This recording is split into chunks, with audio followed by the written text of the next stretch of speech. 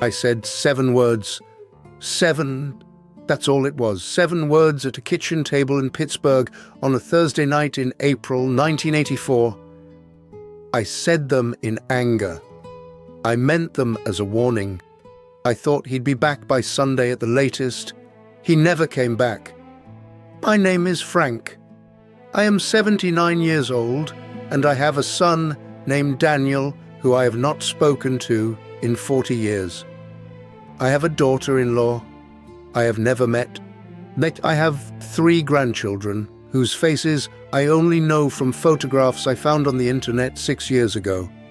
All of it, every bit of it, because of 7 words I said on a Thursday night when I was too proud and too tired and too much like my own father to stop myself. Daniel was the kind of boy who always had something in his hands. Even as a small kid, 4, 5 years old, he'd be at the kitchen table with a pencil and a piece of notebook paper, drawing something.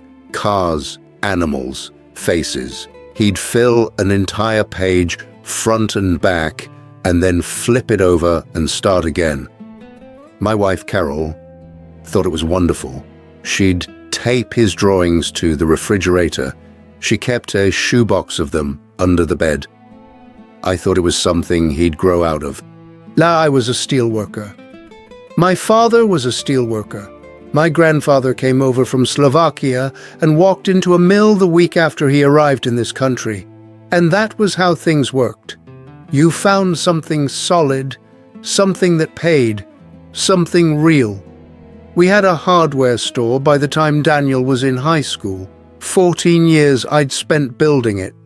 I figured he'd come in after graduation, learn the back end of the business, eventually take it over when I retired.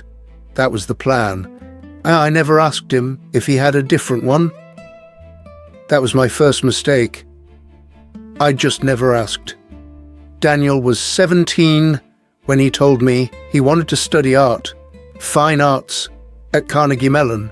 He'd applied without telling me. He'd already been accepted. I told him that was the most foolish thing I'd ever heard. I told him no one pays an artist. I told him drawing pictures was not a career, it was a hobby. And he needed to stop letting his mother encourage him into something that was going to leave him broke and embarrassed at 40. He went quiet. Daniel always went quiet when he was angry. He got that from me. He enrolled at CMU in September.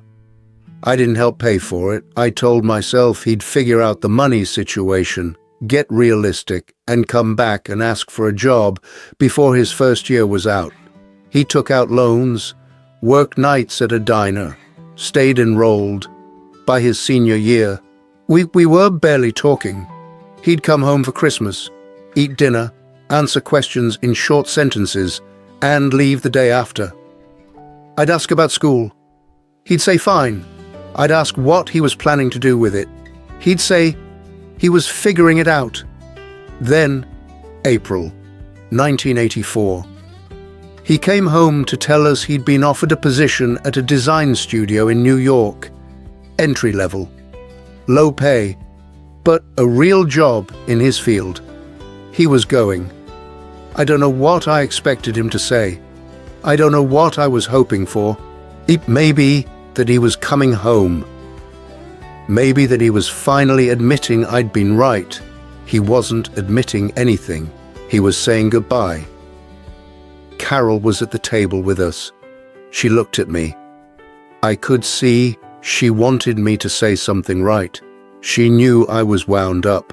She tried to warn me with her eyes. I didn't listen to her eyes. I said, if you walk out for that nonsense, don't come back.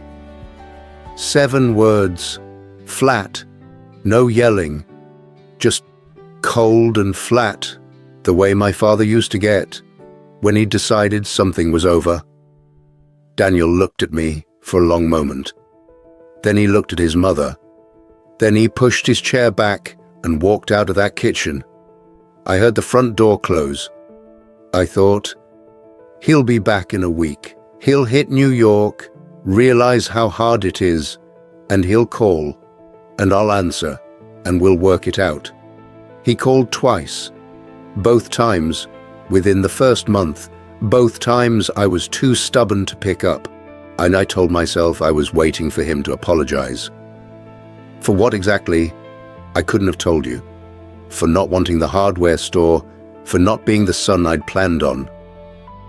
The call stopped, and then the years started. Carol wrote him letters. For the first decade, he wrote back to her. She'd read me parts of them sometimes, her voice careful, watching my face. He was doing well. He was designing book covers, magazine spreads, ad campaigns, making money, doing the thing I'd called nonsense. I never said I was wrong, not once. Not in 22 years of marriage after that night, not in the years after Carol passed. She died in 2009 without seeing her son and her husband in the same room again. That's something I live with. That she spent her last years carrying the weight of two people she loved who refused to find their way back to each other. I did that. Me and my 7 words. 2 years ago, my neighbor's granddaughter helped me set up an email account. Yeah, I'm not a computer person, never was. But I'd been thinking about Daniel constantly since Carol's death, and I asked this girl. She's maybe 23 years old, patient as a saint, if there was a way to find someone online. She found him in about 4 minutes.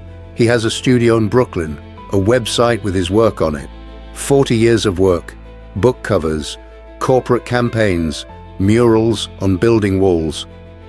I spent 3 hours on that website the first night, going through everything, reading about him.